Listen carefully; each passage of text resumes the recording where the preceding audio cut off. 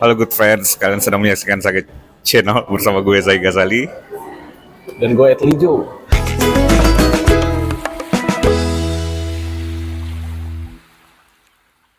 Halo, apa kabar Bang Etli? Sehat, apa kabar Sagi? Basa-basi banget ya. Iya. Long time no see. Jadi kemarin kita ngumpul nonton The New Element of the Year 2025. Kita terakhir ketemu kapan sih, Ki?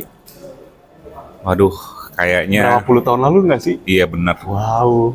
Kayaknya pas grand final gue deh kayaknya. 2014. Grand Iya sih? final gue datang. Udah datang ya? Gak tahu, lupa. Pokoknya yang gue inget kita Grand final ketemu lu di ini apa namanya Hilo National Green Camp Ya, di Bogor. Benar. Gila, makin hits banget ya. Ya elah. Abang satu ini nih. Gimana nih? Berarti tahun ini udah berapa tahun di Jakarta? 4 tahun. Dari 2021, 2023, 2024, 2025. Iya benar, 4 tahun. Gila, cepet juga ya. Gimana rasanya merantau dari ini ya, dari Ambon ya? Bener, awal-awal sempet culture shock dikit. Lebih ke, gue di Ambon tuh apa-apa cash bro gitu. Sampai di sini tuh kayak, oh maaf kita cashless. Terus kayak, cash gue sebanyak ini ngapain gitu kan. Nah sekarang malah kebalik kalau gue pulang. Kalau gue balik tuh kayak, emang nggak bisa cash ya? Emang nggak bisa cash ya? Ya, tapi udah mulai digital semua sih sekarang. Oke gitu ya. Yo, Apalagi shock culture-nya sebagai orang timur nih, sesama orang timur. Oh ini apa? In a positive way ya. Yes. Jadi orang-orang di Jakarta tuh mereka lebih ke fokus sama kehidupan mereka sendiri gitu loh.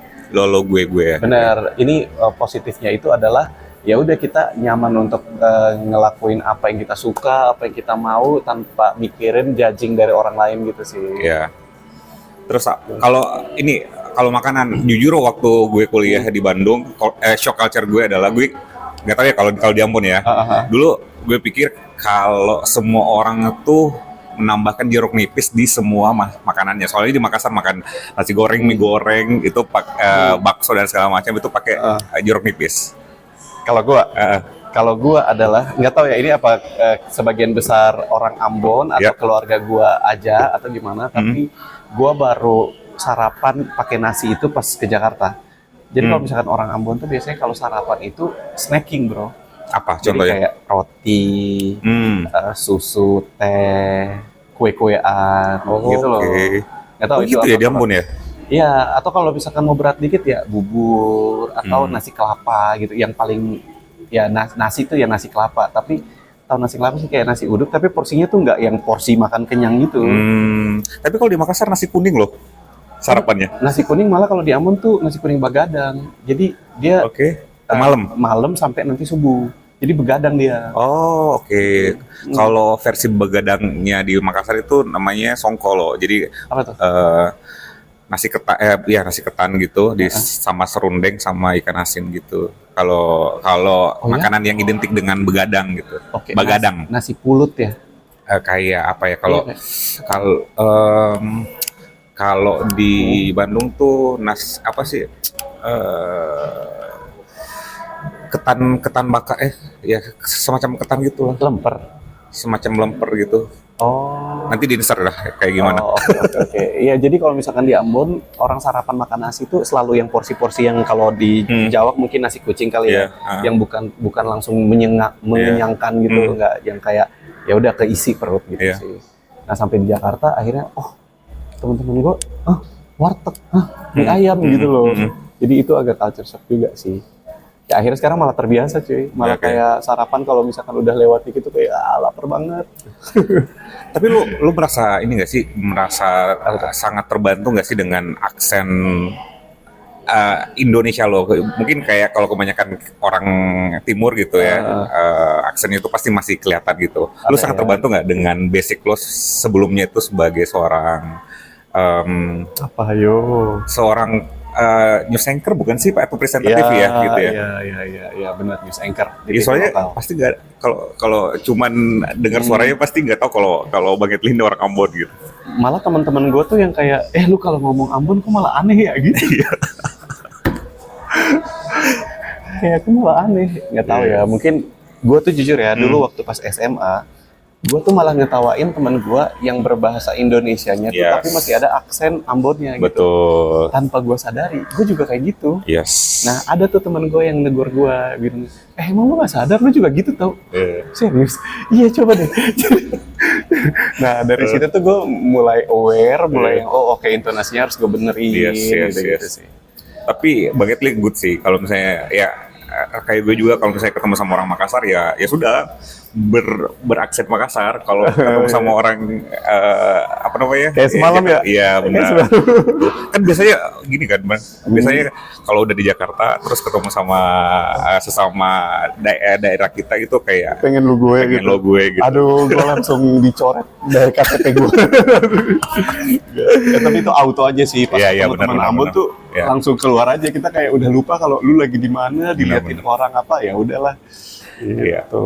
Oke Bang Etli, seperti biasa setiap gue ketemu sama teman-teman gue ajakin untuk main kartu. Thank you Mas. Oh ya, ngomong-ngomong kita ada di cafe hits banget. Gue juga baru. Ini Kemang kan Mas? Kemang. Ini gimana sih bacanya Mas? Dialog apa dialog gue? Dialog gue. Gue pikir tadi dialog gitu. Gue juga pikir dialog. Ternyata dialog gue. Tapi sebenarnya kafe ini tuh gue udah tahu lama di postingan-postingan orang sih. Cuman kayak baru kesini aja. Tadi jujur gue rada pangling gitu pas masuk, kayak ini bener bukan sih? Apa gue lagi masuk ke pameran apa atau museum apa gitu? Bener. Terus pintunya tuh kayak ini dinding atau apa ya? Iya bener. Oke. Jadi gimana nih? Back to basic, gue ngajakin lo untuk main kartu bebas. Kamu mau pilih tanya jawab atau kartu kata? Oke. Kayaknya tanya jawab deh. Oke, silakan diambil. Gue aja dulu. Gue aja dulu ke lo gitu kan. Ini deh. Oh, jadi lu ambil, itu berarti pertanyaan buat gua. Kalau gua ambil itu berarti buat lu. Yes. Oh, gua pikir bisa dibahas bareng sih kalau misalnya lo ngerasa relate dan perlu untuk dibahas. Oke, let's go. Aduh. Curahan hati. Gue tuh ngerasa kenal lo ya, meskipun kita nggak dekat-dekat banget gitu ya, tapi kalau misalnya ketemu asik gitu. Gue sahabatan sama adiknya dia. Iya. Lo dulu satu kompetisi ya. Bener. Apa? Mention dong kompetisi dan tahun berapa? Biar puas dia viewersnya ya. Indonesia Top Model 2012. 2012. Jadi kalau misalnya kalian nonton Indonesian Top Model yang udah era 2020-an itu gak ada apa-apanya. Iya. Udah legend. Lu angkatan pertama gak sih? Enggak ada lagi. Tapi kayaknya angkatan lu paling hits deh. Iya gak sih? Sepertinya pas yang di angkatan gua tuh baru agak serius gitu eventnya. Ya ada karantina segala. Oke, itu siapa yang jebolan angkatan lo juga? Siapa? Rolia dia. Benar. Oke, gue kan kok malah panjang nih. Gue kenal lo sebagai orang yang sangat menyenangkan, selalu positive vibes. Terus juga di Instagramnya hits banget gitu ya. Dan kayaknya lu juga jadi ini ya, apa namanya, tempat teman-teman lo untuk curhat segala macam gitu. Iya nggak sih? Iya, iya juga sih. Nah pertanyaan gue, kalau teman-teman lu terbiasa untuk curhat sama lu sendiri curhat kemana? Ke mereka juga lah. Oh, satu circle. Tapi maksud gue kayak ada nggak sih, misalnya kayak teman lu circle tapi cuman beberapa doang nih yang lu percaya, atau lu tipikal yang emang segeng aja gitu? Enggak, bukan beberapa, malah ada satu geng itu cuma satu doang yang gue curhatin. Oke. Sisanya tuh taunya, dia selalu happy, selalu cheerful gitu. Gitu sih. Enggak, gue nggak walaupun gue extrovert, tapi untuk hal-hal tertentu gue picky banget sih orangnya siapa dulu gitu. Biasanya di level apa lu? Di tahap apa atau di level apa lu curhat sama orang? Nah, lu tau gak sih Ki? Jadi gua tuh dulu di sekitar tahun 2017-an itu gua pernah, ini akhirnya gua curhat nih. Gua akhirnya pernah berurusan dengan yang namanya psikolog gitu. Oh, serius? Benar. Gitu. Ada hal yang gua rasa kayaknya kok ini agak mengganggu ya di hidup gua gitu. Jadi gua itu ternyata overthinkingnya berlebihan. Gua kalau misalkan orang ya kayak dia kayak misalkan sakit kepala lah gitu kan, sakit kepala, mungkin dia pikir, oh gue kurang tidur kali ya, apa gue kecapean kali ya. Tapi gue bisa berpikir bahwa, aduh gue sakit kepala nih, kanker otak nggak sih? Sumpah. Serius? Tumor nggak sih? Sumpah gitu. Jadi kayak, kenapa orang lain tuh berpikirnya cuma A sampai C, tapi gue sampai Z gitu loh. Iya. Nah akhirnya gue ngerasa kayak, apa gue butuh ya gitu. Akhirnya gue konsultasi sama psikolog gitu. Terus ada tuh memang di fase itu kecemasan gue berlebihan gitu loh. Apa yang nge-trigger? Apakah kalau bisa di-sharing sih, apakah ada ibarat itu zaman lu bocil mungkin, bocah mungkin, atau gimana? Gini. Nah, yang bisa di-sharing aja ya. Bisa kok, bisa. Ini mungkin juga bisa jadi edukasi juga untuk teman-teman yang nonton. Jadi, gua pikir, jadi waktu itu kan ya lu tahu sendiri lah di 2000 berapa belasan gitu kan, gue tipe yang bener-bener Hai, gila. Oh iya. Hai. Salam kenal gila. Etli. Hai, gimana kabar? Kita take konten dulu ya. Ini jadi panjang nggak sih? Nah, terus gimana gue jaga badan, gimana pola hidup gue jaga. Ternyata mental gue nggak siap kalau gue sakit. Nah, waktu itu ada salah satu event fashion gede di Indonesia Fashion Week gitu. Terus dia tuh kayak model call gitu. Model call ternyata kita tuh harus punya lingkar dada, lingkar pinggang, tinggi, berat itu seperti yang dia mau gitu kan. Gitu. Nah, gue merasa bahwa wah gue kurang beberapa, ya ada yang harus gue kurangin gitu. Teman-teman Hello juga? Iya, HGC Malang. Oh, wow. Nah, terus yang di CTV. Kita bergosip jadi. Terus habis itu tiba saatnya ketika gue dietnya ketat, asam lambung gue kambuh. Itu kayak GERD, jadi naik sampai ke dada gue dan panas, heartburn gitu rasanya. Aduh, pusing dan segala macam. Dan gue nggak tahu itu apa waktu itu. Akhirnya gue langsung dibawa ke IGD. Di sana tuh kayak gue disuntik, gue dipasangin. Pokoknya macam-macam kayak. Wow. Menurut gue itu serem gitu loh. Yes. Nah ternyata itu gue kepikiran tuh, kebawa pikiran terus tuh after dari situ kayak, waduh nanti kalau misalkan gue gitu lagi gimana ya, waduh siapa yang nolongin gue ya gitu kan. Jadi tiap kali gue makan sesuatu, gue browsing dulu kayak, bentar-bentar gue makan apa ya, nasi goreng, bentar. Ya ampun nasi goreng bikin kolesterol, ya ampun bisa bikin sampai jantungan dan segala. Sumpah. Sampai sekarang? Enggak, jadi setelah itu akhirnya gue. Itu nasi goreng tuh. Iya, nah sekarang gue udah biasa aja. Nah habis itu gue tuh akhirnya bertemulah sama teman gue itu yang psikolog itu, terus di-treat sama dia beberapa sesi, banyak sih sesinya buset. Nah ternyata akhirnya dia menemukan bahwa gue punya sesuatu yang beda, yaitu kecemasan gue berlebihan. Nah triggernya menurut gue adalah itu gitu kan.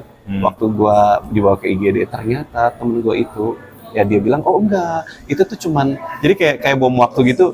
Itu adalah saat dimana dia meledak gitu loh. Tapi sebenarnya ini tuh sudah ditanamkan sejak gue masih kecil. Gue itu anak pertama, cucu pertama, which is di keluarga besar gue tuh kayak baru ada cucu nih gitu. Jadi dijaganya tuh dijaga banget, overprotective bro. Yang kayak keluar rumah itu, jangan nanti ini gitu loh. Jadi akhirnya gue tuh mindset gue tuh, kalau gue itu nanti ini, kalau gue itu nanti ini gitu loh. Ya jadi sebagai cowok tuh kayak kurang dikasih yang kayak, ya udah ntar jatuh lu bangun lagi gitu, kurang gitu loh. Nah itu akhirnya sampailah pada momen itu. Nah akhirnya ketika di-treat dan segala macam, gue udah ngerti cara nge-handle-nya. Sekarang udah aman, gue udah bisa ke Jakarta, ngerantau, hidup sendiri, nggak takut apa-apa. Oke. Berarti lo makin strong. Nah pertanyaan gue tadi di level apa? Bener, nah gitu. Akhirnya kan menjawab pertanyaan lu, gue itu biasanya curhat kalau misalkan sesuatu yang berkaitan kesehatan gitu. Kayak misalkan, gue kok ini ya, temen gue udah ngerti sih, gue udah cerita juga ini ke dia. Jadi mulai, lu udah mulai nih. Biasa aja tau kak, itu orang gini. Iya ya, aman ya. Jadi teman gue itu dia memang nakes, jadi gue percaya dengan apa yang dia bilang gitu. Jadi itu lumayan menenangkan gitu. Oke. Berarti kayak lebih ke ini ya, masalah kesehatan gitu ya. Benar. Bahkan gue tuh ya sempat ada masalah-masalah yang menurut dia tuh kayak, wah ini masalahnya serius nih gitu. Tapi dia lihat respon gue tuh kayak, lu bahkan di masalah segede ini tuh santai banget bro. Tapi kalau misalkan lu jerawat dikit, itu lu kayak overthinking minta ampun sampai nanya-nanya gue gitu loh. Agak beda sih emang gitu. Panjang ya? Bisa di-mention nggak teman yang kamu paling percaya itu? Namanya Rifki, dia teman kantor gua. Dulu kita satu biro yang sama, tapi gua di protokol, dia di unit pelayanan kesehatan. Terus sekarang gua udah di direktorat laut, dia di kereta api. Tapi kita masih tetap satu kantor, satu gedung, beda lantai. Siap. Salam kenal Kak Rifki. Yoi, panggilannya Iki juga. Iki, oke. Iki. Siap. Oke, next. Oh gue ya? Iya. Oke. Ini gue tanya ke lu ya berarti ya. Yoi. Apa tontonan masa kecilmu yang paling berkesan? Kita ini nih, apa namanya, melalui fase masa kecil yang meskipun beda daerah tapi tontonannya pasti sama ya. Apa coba? Kayak Doraemon udah pasti basic. Aduh, ya. Pasti banget sih. Gue paling ingat tuh Ikyusan, tahu Ikyusan nggak sih? Tahu. Gimana sih? Gimana sih? Iya, Iya kan, yang ada kayak kayak dia gitu kan. apa semacam semedi gitu, yang kayak botak gitu kepalanya. Iya, benar. Iya sih. Gue tahu. Itu. Oh, jadi lu itu kenapa? Nggak tahu ya, kayak waktu seingat gue itu di TPI. Wih, TPI banget. TPI, masih ingat nggak? Iya, tahu. Apa? Televisi pendidikan ya sih? Iya, televisi pendidikan Indonesia. Oh, Terus jargonnya apa? Kan RCTI oke. TPI lupa. Apa ya? Makin asik aja. Serius? TPI makin asik aja. Garing banget sumpah jadul. Oke, itu Ikusan. Gak tau, kayak sampai sekarang gue masih ingat kartunnya seperti apa. Jadi dia kayak apa sih kalau Buddha ya kalau benar gitu ya. Iya. Itu kayak biksu-biksu ya? Ya biksu-biksu gitu, biksu cilik gitu. Kalau kayak Doraemon dan segala macam itu kayaknya basic banget deh. Tapi mungkin kalau lebih spesifik yang anti mainstream itu sih Ikusan. Kalau sendiri apa? Kalau gue Doraemon sih paling valid, paling fix, no debat. Karena apa ya, gue merasa bahwa film itu bisa membuat gue merasa jadi tetangganya mereka. Jadi dia visualnya tuh kayak keren banget. Gue bisa tahu kalau keluar dari pintu rumah nih, ke kiri tuh lapangan, ke kanan tuh lapangan, kemana tuh sekolah. Gue kayak bisa, imajinasi gue tuh bisa, oh sekolah tuh berarti, oh nanti lewat dikit situ tuh ada bukit, gitu ya nggak sih? Iya, oke, berarti itu ya. Tapi ada ini nggak sih kayak yang lu die hard banget gitu, kayak mengoleksi barang-barangnya mungkin? Tadinya Superman. Oh ya? Tadinya, bener. Jadi sebenarnya tuh karena tadinya gue suka warna merah, terus kayak superhero yang dia dominan merah tuh Superman. Jadi akhirnya gue mulai mengoleksi Superman sampai di tahun sesaat sebelum gue karantina Hilo 2013. Itu rumah gue kebanjiran gede cuy. Dan semua koleksian gue itu hanyut gitu loh. Waduh, pasti sedih banget itu. Dan pihak dari Hilo tuh yang khawatir gitu, nelfon gue kayak gimana Li, aman gak? Dengar dari teman-teman katanya rumah lu kebanjiran segala macem. Persiapan lu kayak gue udah bikin national costume dan segala macem gitu kan. Kayak itu semuanya aman gak gitu. Gue bilang, Kak, puji Tuhan yang itu udah gue amanin gitu. Ya yang lainnya gak ya udahlah gitu, nggak aman gitu. Oh gitu. Terus ini kan ada Superman yang baru. Lu masih excited itu nggak? Akhirnya ketika itu udah, ini gue kayak udah cuman gue ketemu bos gue di kantor itu, wah dia Superman parah, Pak Wisnu Wardana namanya. Itu ruangan kerja dia aja tuh udah kayak museum Superman tuh, bener-bener yang rak Superman segala macem. Pokoknya dia harus punya edisi komik yang pertama itu dia punya. Pokoknya kolektor banget lah gitu loh. Nah, jadi tuh gue ngerasa kayak, waduh, jangan-jangan kumat lagi nih gue gitu. Tapi udah nonton Superman? Belum. Wah, iya sih, gue banyak yang keskip belakangan karena memang ini sih kan kerjaan gue di perhubungan laut ya. Terus dalam waktu belakangan ini kan lagi banyak musibah kecelakaan di laut. Jadi gue in charge banget dulu gitu, sebagai humas gitu. Siap. Kartu terakhir. Ya, masing-masing karena makanannya udah datang dan teman kita udah datang juga ya. Oke. Berharga. Iya lu ke gue kan, berarti gue ke lu. Berharga.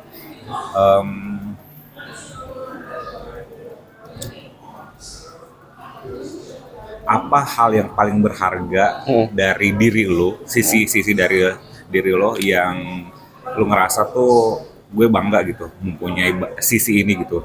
Bukan berarti kayak orang lain nggak memiliki itu, tapi lu ngerasa ini kualitas diri gue. Gitu. Oke, sip. Ini sebenarnya silakan Maluku, sudah jelas pertanyaannya. Iya. Boleh dijawab pakai bahasa Inggris. Menurut saya, I believe.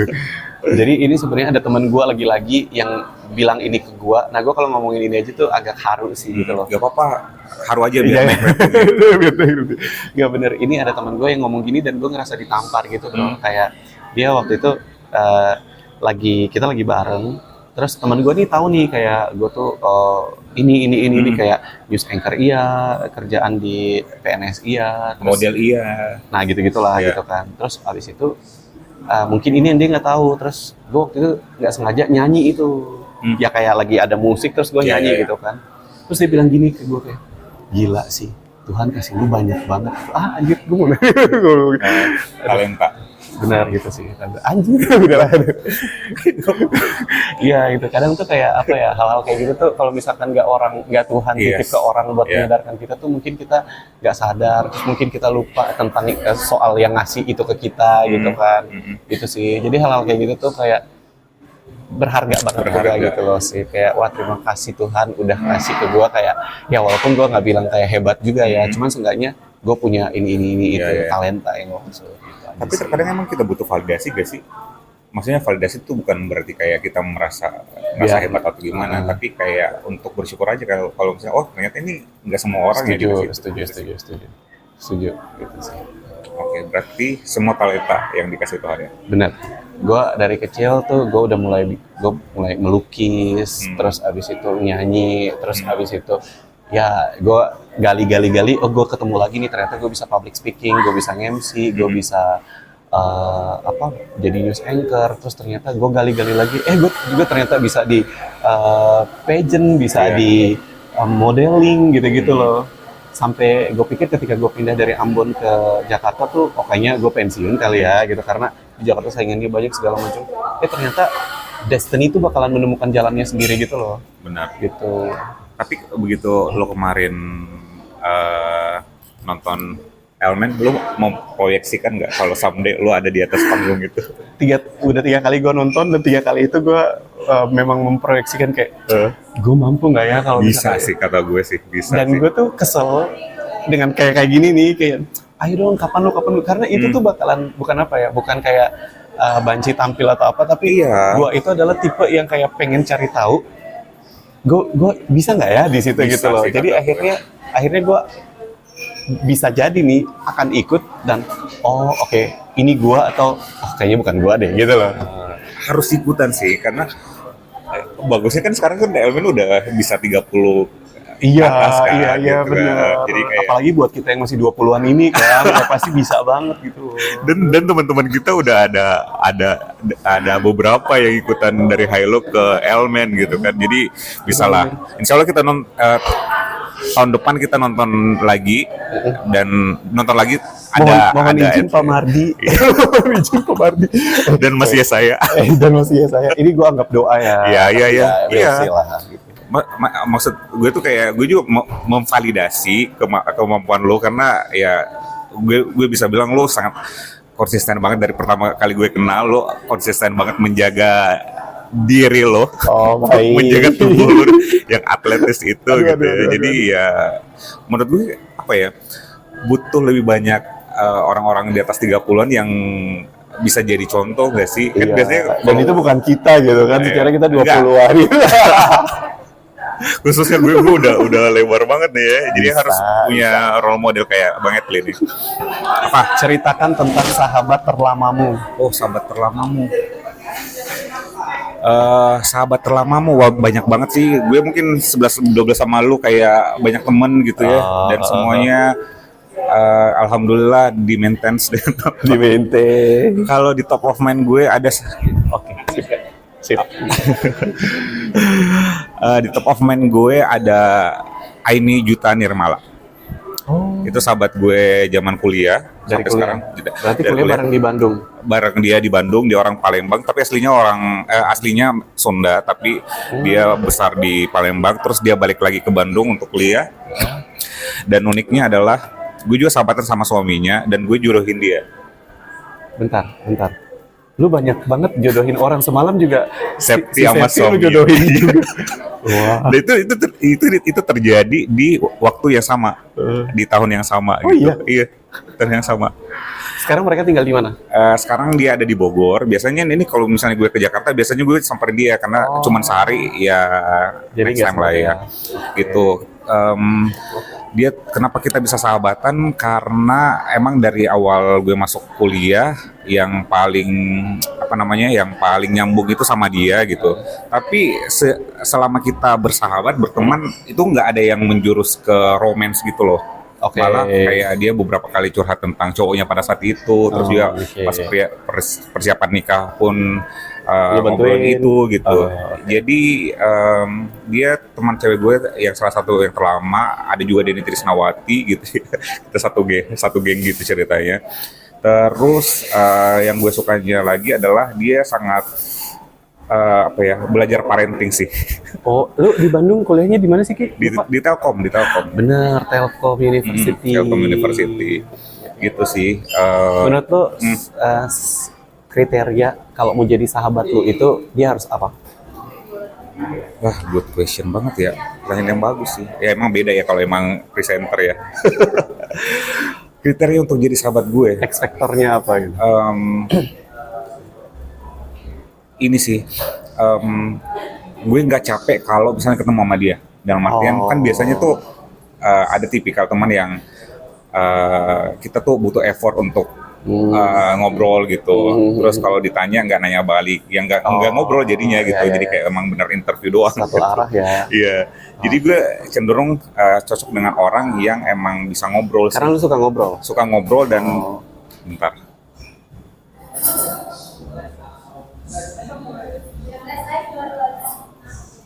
Iya, dan gue cenderung, bukan cenderung sih, emang ekstrovert sih kayak lu. Kalau lu sendiri gimana? Kalau gua itu kriteria yang gua anggap sahabat itu adalah yang punya integritas tinggi. Karena gua pasti akan nge-share hal-hal yang nggak gua share ke orang lain ke dia, dan gua pengen cuma dia yang tahu doang gitu loh. Gitu. Jadi dia harus pintar-pintar ngejaga kepercayaan gua gitu. Dan gak semua orang bisa kayak gitu ya? Sepertinya enggak. Sepertinya enggak. Oke, so sebenarnya masih pengen nanya lagi, tapi karena berhubung udah ada makanan dan seperti tadi yang gue bilang udah ada teman-teman yang udah datang di sini. Hari ini kita reunian. Benar, sama mantan anggota komunitas dan pageant lingkungan.